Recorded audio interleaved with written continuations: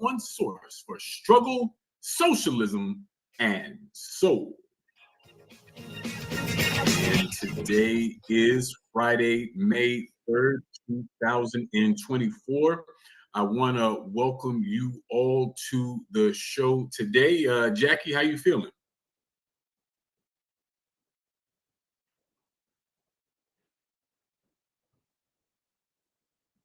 DC, and that's fantastic because these days go back and forth, up and down, sideways. You know what? Discontent and protest season. We are in the middle of it, and that's fantastic. How are you feeling? Everything's cool. Everything's cool. And today is a special show because we're going to be connecting histories of these student protests to the ongoing student encampments for Palestine. And on that note, I'd like to go ahead and introduce our first guest for today, Howie Emmers, a Kent State 1960s activist. Howie, thanks so much for joining us. I'm doing okay. Yeah, it's a beautiful spring day here also. Absolutely. In Chicago. I'm in Chicago. Howie, tomorrow May... Oh, absolutely, absolutely. Sorry, things are a little laggy on my side.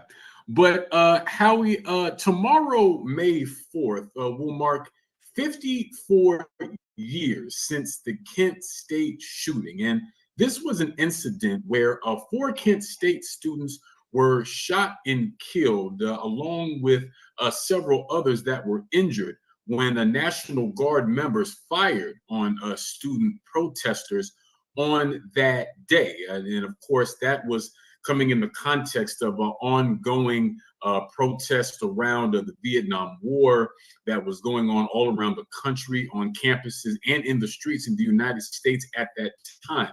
And of course, we're talking about this as the Associated Press reports that there have been more than 2,300 arrests on 44 campuses across the U.S. as students build encampments in solidarity with Palestine. And so even though, Howie, I know that you were not on campus on May 4th, there's a whole sort of prehistory that led up to the Kent State attacks, sort of joining some of these histories of anti-war and anti-racist movements from yesterday and today. So I was hoping you could help us understand the context of what led up to May 4th, what the environment was like, and what you think people need to understand about the student movement at that time. Sure, and thanks so much for having me, both of you. Well, the first thing I want to say is what happened at Kent State University 54 years ago tomorrow, as you said, was murder. It was political repression. It was violent political repression by the Ohio National Guard, an arm of the state. And the specific circumstances were that the Guard was moving towards the students. The students moved down mostly to the Prentice Hall parking lot. Then the Guard actually retreated. They retreated up what is called Blanket Hill at Kent State. The students thought, okay, well, it's all ending. The Guard turned and fired on students from that position.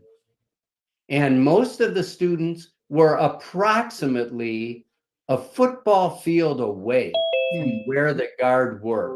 So the whole, it's a lie that the Ohio National Guard faced the kind of danger that was life-threatening. That absolutely did not happen. It was an act of violent political repression aimed at destroying what was, as you just said, Sean, a powerful student movement that had grown over years. And just to clarify what happened there, and of course, yes, 4 people were murdered. Allison Krauss, Jeffrey Miller, William Schroeder, and Sandy Scheuer, and 9 others were wounded. So on the one hand, what an amazing stand that students took at Kent State and all over the country when Richard Nixon, the president, invaded Cambodia on April 30th, 1970. He had been talking all about how he was going to de-escalate the war, and then he enters a whole other country with his bombs and planes and invasion. And students were like, what? No, we are not going to stand for this. So on the one hand, all of the events around what happened at Kent State, of course, are an incredible tragedy. On the other hand, there's a reason the government took that kind of action, which is students were really rebelling big time on campuses all over the country, including Kent State, of course, against the invasion of Cambodia. And that part of things is just wonderful. You know, young people rising up. And yes, it's happening today again. And a little later, I'd love to get into that. But young people rising up and saying, in effect, fighting for a better world, fighting against war, fighting against injustice is actually more important than my future right now as a student. And that was a beautiful thing, that uprising. Unfortunately, it meant people were killed at Kent State. But you asked about the history, Sean. Yes, organizing, day-to-day organizing, educating, all that kind of thing is so important to building any movement.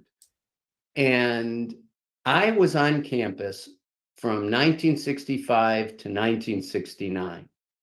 For the first 3 years, I was very active in the Kent Committee to End the War in Vietnam. Then in the 68-69 school year, we formed an SDS chapter, Students for a Democratic Society. So that's the background to the anti-war uprising at Kent that led to the killings in the spring of 1970. I can't emphasize enough how important those 4 years of continual activity, education, vigils, speakers, all kinds of activities opposing the war in Vietnam. That happened for 4 years on the campus. I was part of it the whole time before the uprising the next spring. And, you know, I think that constant organizing for those 4 years laid the groundwork for why students were so committed to rise up against the invasion of Cambodia, to even face down with the Ohio National Guard. And I'll quote Alan Canfora. Alan Canfora is no longer with us, but he was wounded on May 4th, 1970. And he was a good friend of mine. 2 of my good friends were wounded on May 4th, 1970, Tom Grace and Alan Canfora. And Alan is really looked to by the Kent State community as the person who kept alive the memory of Kent State and just forced everybody, look, this is too important. We can never let people forget this. And I'll say I'm so proud of the Kent State community because for 50 years, they have had a commemoration every year, remembering what happened at Kent. There's a May 4th visitor center that is essentially a museum to what happened on May 4th and to the social justice protests in the 1960s. Tomorrow, there will be a commemoration rally and protests and connecting to what's going on in Palestine at Kent State. So anyway, that background of 4 years of anti-war work really laid a foundation. And one example I want to give of that for what happened on May 4th, 1970, this is a little fact. that isn't well known about what happened the day the students were murdered. After the students were murdered, and of course, everyone was shell-shocked. But then, there's the eerie calm that sets over everybody.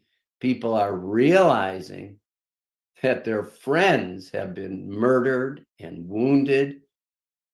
Well, guess what? The remaining students, of course, in addition to tending to their friends and get the ambulance here and all that, of course, people were, very, very good about that. But other than getting the help for the wounded and unfortunately dying friends of theirs,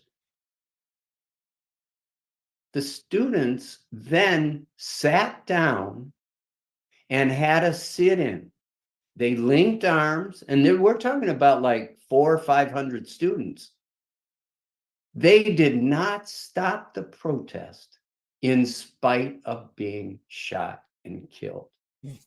And to me, that is so powerful. And it says something about the whole 60s, starting really with the civil rights movement. The civil rights movement is what triggered the anti-war movement. We in the anti-war movement, we copied everything that the civil rights and the Black Power movement were doing. But there is that sense of we have to fight for what's right, not just in spite of what the government is doing, but because of what the government is doing. You think you could just shoot and kill us? No, we're going to sit down and continue to protest. Then what happened from there on is, some of the faculty advisors convinced the students, look, this could be even more of a massacre. So please, please disperse. And students did. But I just think it's so impressive that the students actually continued to protest the war in Cambodia, university complicity with the war machine, the fact that the National Guard had taken over their campus. They continued to protest that even after being, shot and killed. So that's just a little unknown fact that I just think movements can be so powerful. And the movements of the 60s, unfortunately took years for the Vietnam War to end, but people did what we could, and we did help to end the war. And but just go back to the history a little bit. So for the first 3 years, from 1965 to 1968, I was in the Kent Committee and the war in Vietnam. We would always have literature tables up. We'd talk to people. We had vigils. So, but I'll just, this is a bit humorous. In 1965, we had a very small circle of protesters. There were maybe 9 of us. And we were getting cat calls, go back to Russia, things like that, getting called names. So I wore a little peace pin, the peace symbol on a little pin. And just to give you an idea of the times, this is 1965. It was my first year at Kent. I lived in a dorm. My dorm mates would call it my rocket ship pin, because to them, the peace symbol looked like a rocket ship, right? What? It's got kind of that shape, the line coming down and the two. I'm just trying to explain what the culture and what the knowledge was at that time. Everyone knows about the peace symbol these days, right? It's everywhere. Well, it wasn't at that time. And so those were the challenges we faced by trying to build an anti-war in Vietnam movement. We were considered unpatriotic for being against the war in Vietnam. We were called communists, all kinds of things. So it was not easy, especially in the first days. By 1968, after the Tet Offensive, when the National Liberation Front, commonly called the Viet Cong, when they took all the major cities in South Vietnam, it became clear that the lies our government was telling us, that we were going to win this war, that lie was becoming so clear to the majority of Americans that for what it was, a lie. And after that, in the spring of 1968, I remember we had a vigil by the Kent Committee and the War in Vietnam that had like 100 people. We got a statement signed by students and faculty, like 400 people, that we put in the campus newspaper. Then what happened? In the spring of 1968, and this is relating to what's happening today, the students at Columbia University, Black students and white students united, took over their campus on April 30th, 1968. And it was both anti-racist, decrying the university moving buildings into the next door Black community, as well as demanding that the university cut ties with anything having to do with the war machine and the war in Vietnam. They took over buildings. Cops were called in. They were brutally beaten and arrested. Well, that caused a number of us in the Kent Committee to End the War in Vietnam to say, hey, we're not doing enough. Vigils aren't enough. Walking in circles isn't enough. And also, just being against the war in Vietnam isn't enough. Let's connect it with racism. Let's connect all the issues, because it's the whole society and all of its structures, all of its institutions that are the problem. So that's when we formed an SDS chapter, Students for Democratic Society. And the next year, we were more militant. I know I can't spend too much more time on this, but I really want to say the first thing we did at Kent as Kent SDS is we joined with the Black United Students, and we stopped the Oakland police from recruiting on Kent State's campus. Found out they were coming to recruit. At that time, the Oakland police were making a war on the Black Panther Party for self-defense. And the Black Panther Party were so popular. I remember reading the newspapers, and Black folks from small towns would be writing in, come on, help us start a chapter. They were extremely popular. But, you know, frankly, the nonviolent thrust of the civil rights movement, it was so repressed violently that folks like Bobby Seale and, you know, others, they formed the Black Panther Party for self-defense, because they were like, no, we first of all, we see the system as a whole as against Black people, and we Black people have the right to self-determination, but also we have the right to self-defense. So, of course, they were come down on big time by the FBI, the COINTELPRO program, infamous, violent, arresting Panthers, killing Panthers. And so Black United Students and SDS on our campus, we took over the building where the Oakland police were recruiting, and we stopped the Oakland police from recruiting on our campus. So the first actual action we took was to take over a building against racism and racist repression. And then the Black students, to a person, there were 400 or 500 Black students, they had a walkout in the aftermath of that, because after we took over the building, a few of us, including myself, who were leaders of SDS, and a few of the bus leaders were threatened with disciplinary procedure for having taken over the building and stopping the Oakland police. To a person, the Black students walked off the campus, and they forced the university to back down, and the university decided not to bring disciplinary charges against us. So that's a sense of how things changed in the 68, 69 year. The last thing I'll say is in the spring of 69, we in SDS, we had a spring offensive. That was, again, 1 year before the shootings at Kent State. And I like to think of one instance that happened as like foreshadowing the shootings of the next year. We had a rally.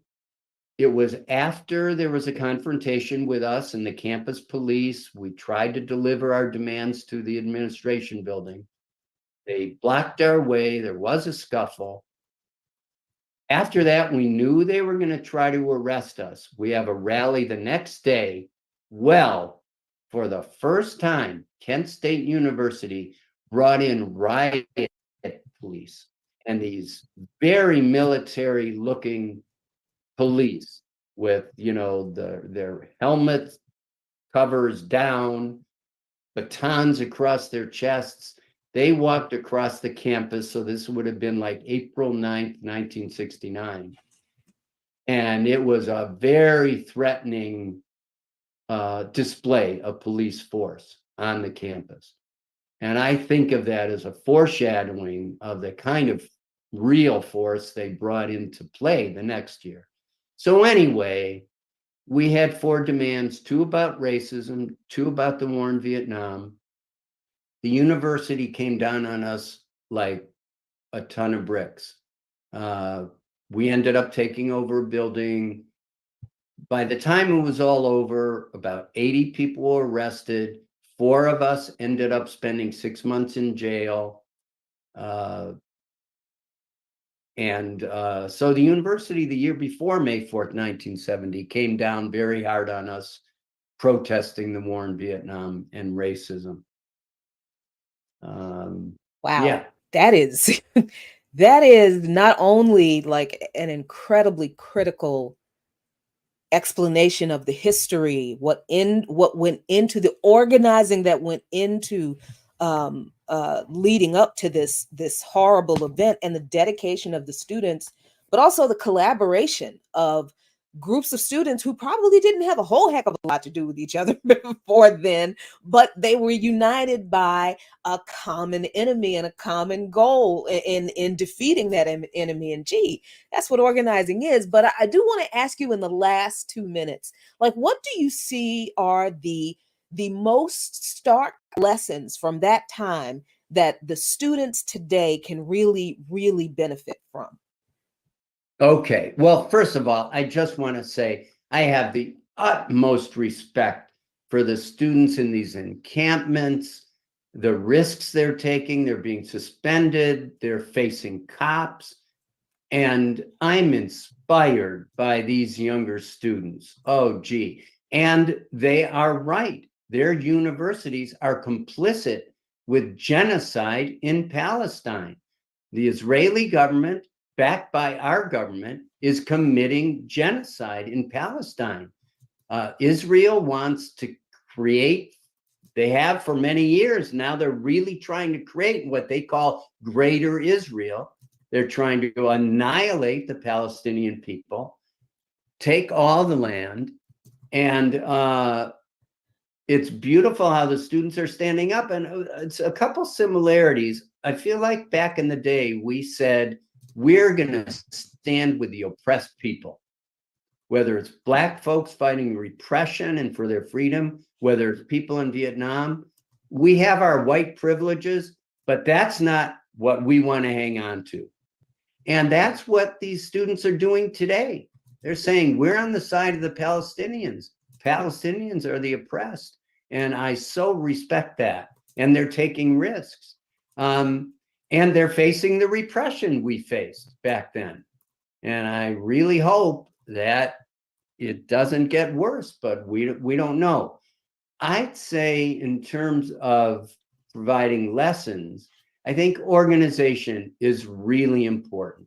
The more they can have, it looks like there's a lot of really good local organization on campuses individually.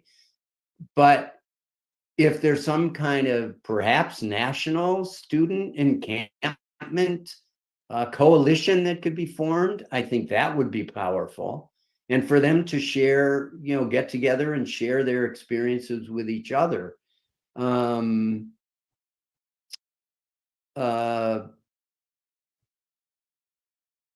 honestly, I think they're doing a great job. And I want to say I did learn that Evergreen State College in Washington is the first one that has agreed to the student demand to stop contracts with with weapons manufacturers who are contributing to the genocide in Gaza. That's great. I think it's great that Brown University has agreed to negotiate seriously with the students about their possibility of divestment. And I hope that continues. But I just say stick together, keep sticking together. Community is everything. It looks like they know that already. They've created encampments. And just keep on with your ethic of fighting to protect the Palestinian people, and that fighting against genocide and fighting the complicity that your universities are having with that genocide. Yes, you are right. That is the most important thing you can do with your lives right now. And please keep it up. Absolutely. And one last thing, Howie, because earlier you mentioned some of the things that people would say to you all as student organizers, and go back to Russia and things like this. And these are things that we are literally hearing today. I mean, from the corporate media, we see these reports about supposedly these protests are being ordered from Russia or China. I mean, what a coincidence that the countries that the U.S. Deems enemies seem to be directing these. And even this idea that the protests are being funded by quote unquote terrorist groups. And when we look at that and we look at the repression both then and now, I mean, we've seen rubber bullets fired at UCLA recently, something that we know can cause serious damage. So my question to you is, why do you think student protests are so threatening to the state that it elicits that kind of response? Very good question. Well, I am really glad you're raising this, because I'm actually Jewish, and I cannot stand what I and others are calling the weaponization of anti-Semitism, in the sense that, just as we were called communists and we weren't being patriotic, the students in the encampments fighting to end the genocide in Gaza, they're being called anti-Semitic. Well, they are not being anti-Semitic. They're being anti-Zionist. They're being anti-settler colonial. Israel is a settler colonialist society, and it is oppressing the Palestinian people. And that is what the students are against. And as a matter of fact, as we know, Jewish Voice for Peace and many Jewish students are actually leading the pro-Palestinian protests on the campus. So how are they going to be anti-Semitic if they're Jewish themselves? But yes, that's one of the things that the press is using, and the government and the universities. We have to protect the safety of Jewish students. I just don't buy that. These encampments are not threatening the safety of Jewish students. But as to the threat, that is a really good question. I think the threat is that when people wake up to oppression and fight the oppressive structures in our society, whether it's at home or imperialist war abroad, the powers that be don't like that. They don't like it when people wake up and take action. Because, okay, I'll just say, the other day, I think it was a quote from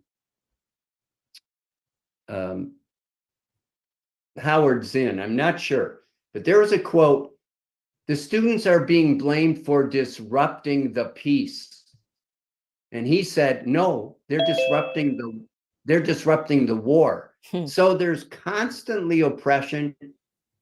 You know, they're trying to disrupt genocide in Palestine. So I think it's so threatening because the students are saying, instead of going along like little cogs in our university and even to go get the degrees that of course they want and need, they're going to take a stand against their university, against their government, and they're going to take a stand that gets in the way. It's disruptive too. It is disruptive, and I support that. They're causing a lot of attention on campuses and nationwide now to the issue of Palestine. And our government, the Biden administration and Trump too, our government supports the horror that Israel is doing. So these students are really questioning big time what our government and what their universities are doing vis-a-vis Gaza. And that's threatening. That's threatening. Our society is an oppressive society, as the Black Lives Matter movement brought up time and time again. Oppression is systemic. Every single institution in our society is an oppressive structure, from the schools to the hospitals to the workplaces, name it. And the students are disrupting that. And the powers that be can't handle that. And yes, people ask, why won't the university administrators just talk to the students? Don't they see that genocide is more important to deal with than, some actions by students that actually are peaceful protests? Well, it's because the people who run these universities, the boards and the administrators, they're for the status quo. These are institutions that provide the status quo with what it needs. And the students are really challenging the status quo. So that's why I think they're a real challenge in being a threat. And again, they are getting their message out. The mainstream media tries to dilute and distort their message, but no one can say in America right now that they don't know about the campus unrest over genocide in Gaza. So, yeah. Absolutely. Well, we thank you so much, Howie Emmers, for joining us today and bringing that great historical perspective on student protest. You are listening to Darker Than Blue on WPFW 89.3 FM. And we're now going to jump to the current student movement against the war on Gaza and Palestine. And we're happy to be joined by Aiden, an organizer with Indiana University Divestment Coalition. Aiden, thanks so much for joining us. Thanks for having me. I just want to make sure that, can you guys hear me all right? Yep. Yeah, we can hear you just fine. Perfect.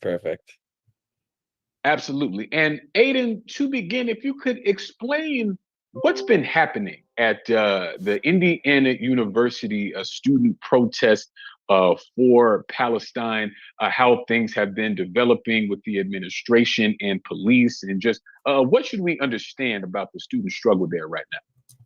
So really, the student struggle here in Indiana is a lot like the other ones happening across, the nation. And so what has just from the get-go happened is the Indiana Divestment Coalition established an encampment in solidarity with other students across the nation to make a firm and principled stand for Gaza and to end this university's complicity in that genocide. And so what had happened is this encampment began, and shockingly enough, I say that sarcastically, we were met with huge levels of repression. I'm talking about military level force. Police officers armed with riot gear, assault rifles, pepper bullets. There have been images circulating to which I personally saw at the encampment. I mean, not the images, but the snipers on the roof overwatching student protesters. There was also a Bearcat, an armored vehicle there. So we've seen the school really take a clamp down on this protest and this encampment. And this happened initially on Thursday, our first major police raid, in which 33 students and faculty, I don't know the divide between the 33 exactly, were arrested. And after that, we saw that the encampment only grew, that people's commitment to the demands, which I'll list out as our first and foremost demand, is financial transparency and full divestment. We want IU to provide a biannual report of how it is funding, companies that are supporting the occupation, supporting the apartheid regime, and supporting the genocide that is taking place. Secondarily, we want the end to the Crane partnership. Indiana University has announced that it will be spending $110 million in a partnership involving a naval base in Crane, Indiana. This naval base is tasked with developing weaponry with Israeli defense companies being AI optic sight weaponry being used in Gaza right now. It is also tasked with distributing 2,000-pound bombs, again, being used in Gaza right now. And we think it is abhorrent that, such money will be spent towards such atrocities of the highest order. And then finally, we know, I think, as the last guest was wrapping up, we know that this institution is structurally complicit in genocide. It was built on a genocide that took place here on this land. It was built on, mass enslavement on this land. These are structural components of the institution that fit U.S. imperialism, that serve U.S. imperialism. But what we notice out of this administration is they've gone really above and beyond to serve these crimes against humanity. So we're demanding a resignation of President Pamela Witten, Provost Roel Shrivastava, and Vice Provost of Faculty and Student Affairs, Carrie Doherty. And this is just echoing, the continued abuse. There was a no confidence vote issued by faculty and grad students towards the administration of, unprecedented margins. And I mean, we saw again that the violent machine, or the violence that is this institution, not the values that it hides behind or somehow propels, has exposed itself because students are standing against genocide and students are standing for Palestine. Yeah, that's oops. Yeah, Aiden, Oh, and I sorry about just that. want to make sure that people heard what you said, that there were sniper rifles that were trained on protesting college students. And so I want to know why it is, as a student organizer, why it is you think that there's been this militaristic response from the school and the state to what is a protest against genocide. How could something like that elicit such a response? Yeah. Well, I think it just echoes some of the further points I had said, because this institution is a structural partner in that genocide. It will do everything it can to preserve it because it is based on that complicity. It is meant to serve that complicity. And I mean, it's really like, in a lot of ways, it's insanity, because I think about it both as a Palestinian and both as someone who grew up in the United States. In the United States, how many school shooter drills did we have to do to learn what it was like if a so-called mentally deranged person came on campus? Yeah, this time the individuals that were holding the guns were the school itself, elicited by the school. And as a Palestinian, to have seen, the brutal, egregious military occupation, with checkpoints, humiliation, beatings, to see that here, it's reminding me what this institution is serving, though that exact thing, and it's really that fascistic boomerang. Aiden, particularly as a Palestinian person, how does it feel to have people on campus The administration, obviously the police, probably the government of the town that the campus is on, and the people in the community twisting the message of the purpose of the encampment is to stop the genocide in Palestine and to end the contracts this university has with Israel, which is a genocidal, illegitimate genocidal state. How does it feel, though, to have everybody in so-called authority completely lie about you all and what you're doing? There are now news reports a lot like they did in 2020 with the uprisings. Oh, these kids are burning cities down all over the country, and outside agitators and all yes, that. Yeah. Oh the my God. outside. How did it make you feel when? Because I mean, I know as a non-Palestinian, I just get really angry when it's like, because I know you're lying, and I know you're lying, right? That's the thing. It's like, I understand that you all are the scribes of the empire and you've been deeply indoctrinated, but how can you stand in these kids' faces and repeat these lies about them and sleep at night? I just really, that really bothers me. So I cannot imagine how it feels for you. So that's why I want to know. Yeah, and I mean, this is something I've been thinking about a lot because we're not just seeing, violence from the how should you the people in power. We're seeing violence coming from, pro-Israel protests. I'm sure you've seen what had happened in LA, it's all of these things. And so, the reality of this situation is it's all attempts to delegitimize, but there is no principle to which they are following. They're not founded in deep-seated principles. They're founded in serving these institutions by any means necessary. You know what I mean? That's the reason that they'll throw anything they can. They'll weaponize anything they can. And, it's so clear and apparent, the fallacies, because of the nature of the encampment, the nature of anti-Zionist Jewish participation, the nature of how these anti-Zionist Jewish people have been treated because of their participation in the encampment. There have been students who have I mean, just American students, American Christian students have come by, frat guys, and said, "You're not a Jew because you're in this. Surely not." You know what I mean? Just they're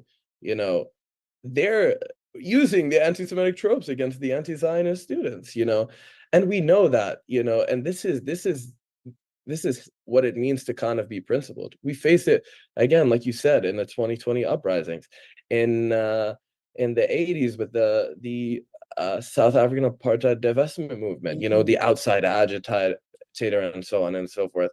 Everything they do is an attempt to delegitimize, first and foremost, because the violent machine has been revealed, because that facade has come down, and it's like a flailing dog that was biting at anything, trying to regain control, trying to regain this facade of being grounded in something else. Yeah, and I'm also curious, Aiden. I mean, with everything that's going on, with everything that you all are facing, I know that at Indiana, there are students that are facing bans from campus and things like this. And we've already talked about the threats from pro-Israel and Zionist elements, to say nothing of the state itself. So what is it that keeps you all going? What is it that keeps you all organized and makes you feel like the struggle is still something that you want to engage in, even with all these trials facing you on so many sides? Yeah, the first and foremost principle, the center to which we are guided in every aspect, is Gaza. The crimes being perpetrated by the Zionist entity, by the state of Israel in Gaza, are of the utmost highest order. And every single student here knows that. They know that there are children who are dying in the darkness with such fear, that our fear, however bad it will be, is nothing in compared to that the entire families, entire communities, entire lives and dreams and livelihoods are being violently taken away. And so we know that And that is what fuels us, doing everything we can to stop genocide, not in the abstract, not in some class where you learn about it and talk about it like it's some academic thing, but in the reality. Because when genocide is happening, you have to do everything you can to stop it. And that's what it means to be fundamentally principled.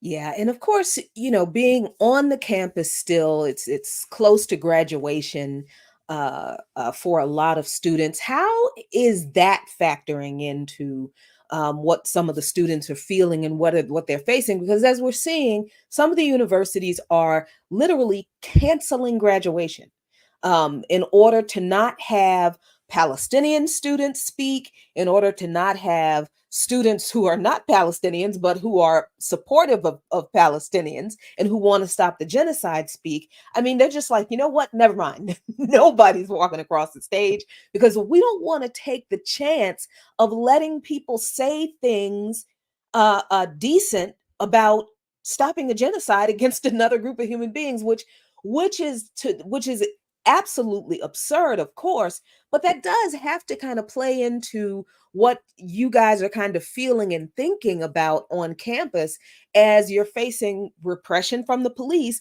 but you're also, facing the threat of not being able to graduate, not getting your diploma, or being suspended from school. How does all of that play coming from the administration in how you guys are moving and how you're able to keep going? So again, I think what makes us just keep going is still grounding ourselves in those principles against the genocide. And in this university is obviously feeling the heat. You know what I mean? There were a few days of the encampment in which the police presence was reduced. But surely enough, graduations rolled around, and IUPD cop cars are coming by, ISP cop cars are coming by, and so on and so forth. And we know that the administration is feeling that they're fearful. And I think again, the idea of us remaining steadfast in our encampment, you know standing firm on our beliefs, is what will, in the end, have us persevere. Because we're seeing all these universities go to length, they're having to act. We've had to act, we've had to organize, we have to do something else. But they're doing the real heavy lifting. They're in the internal crisis. They're the ones really suffering. You know what I mean? Because, you know, some of these students are experiencing some of these things. I mean, like I said, in the past, this is always what happened. One of our great professors who helps us and supports us, a Jewish professor on campus, was suspended for divesting for the divestment movement in South in the apartheid era of South Africa. Mm-hmm. And so, those lessons, those life experiences, and these people really, really, as I keep bringing up the quote to the encampment. I might not be verbatim, but I remember, and it's so profound on me, when James Baldwin said, like, this world is really held together by the love of a small amount of people. That's what is keeping everything going. That is the thing driving everything. The love and compassion these students have for the people of Gaza. The love, the willingness they want to go. And I guess the moral obligation that these students feel. That's what's pushing on the university, and we know that that's what the university knows as well, or else they wouldn't have brought military level force to such an unstoppable steadfastness. Yeah, and Aiden, I was hoping you could say more about how the current student movement is pulling on these traditions of student organizing from different periods in history. I mean, you mentioned the anti-apartheid movement in South Africa that was very active on campuses across this country. I mean, we saw it in movies like Spike Lee's School Days and things like this as well. I mean, it was a major cultural moment.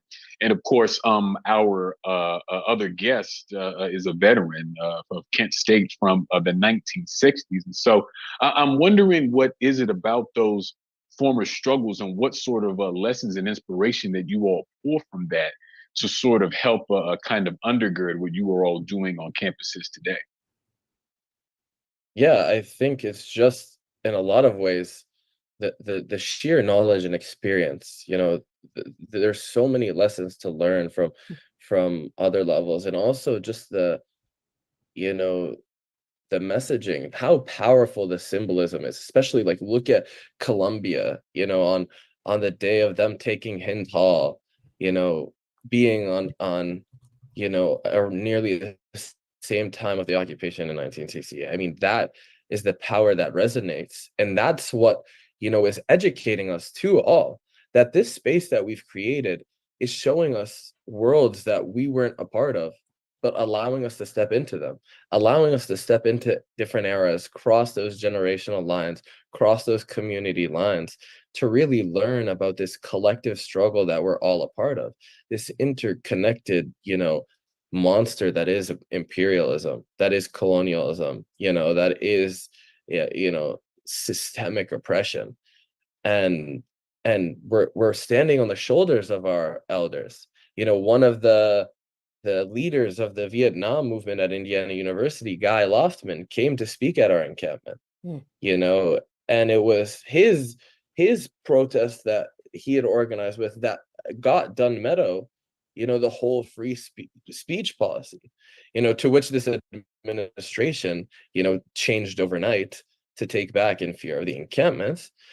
But these are the lessons we're learning, from different aspects, learning from organizers who are in the 2020 uprisings about, if you get tear gassed, what to do, you know what I mean? Like how to, regulate your fear, in the face of such state violence, how to, learn about running an encampment, running effectively, those things. And so we're all just standing together as a one long tradition of people committed to humanity. That's really what it is, people who are committed to humanity.